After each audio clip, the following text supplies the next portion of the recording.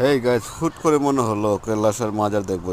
যেই কথা সেই কাজ। এই ট্রেন দিয়ে মানে চলে আহাওড়ার আসলাম জংশন হাওড়া আছে, ওই যে হাওড়া ফিসে থেকে সাইনবোর্ডটা ভালো করে লক্ষ্য করেন, রেল এটা লাইনে হাঁটতে আহাওড়া হাঁটতে রেল চলে স্টেশন আছে আসলাম বর্তমানে। আমরা কৈলাসের মাজারে। বহরমপুর কেল্লাসর মাজারে বর্তমানে এখন অবস্থান করতেছে আইসি হঠাৎ। কৈলাসের মাজারের পাশেই মসজিদটা কিন্তু খুবই দারুণ দেখতে, খুবই ভালো লাগে। আপনারা যারা যারা গেছেন তারা দেখতে পারবেন এই মসজিদটা।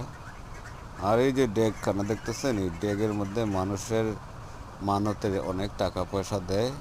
এই ডেককে কেন্দ্র করে অনেক পীর ফকির ঘুরে বেড়ায়।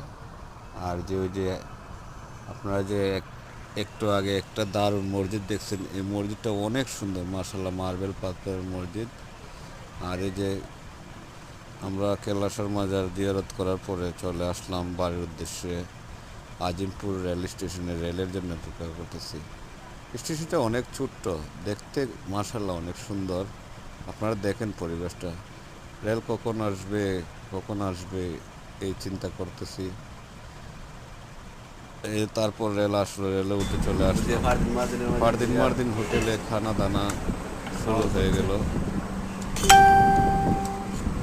খেতে খেতে খেতে খেতে পেট একেবারে বোঝাই করে ফেললাম।